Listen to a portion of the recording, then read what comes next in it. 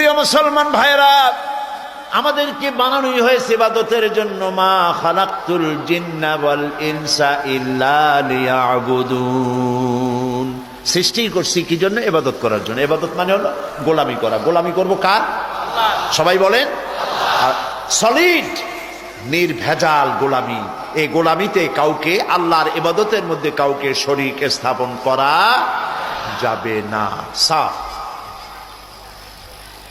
আল্লাহ আমাদের কলিজা সাফ করে দিন, বলেন আমিন। এই সিনার ভেতরে আল্লাহর মোহব্বত ছাড়া এত বেশি মোহব্বত কাউকে করব না। পারবেন এই নিয়ত করতে? এবং আল্লাহর ইবাদতের সাথে কাউকে শরীক স্থাপন করব না।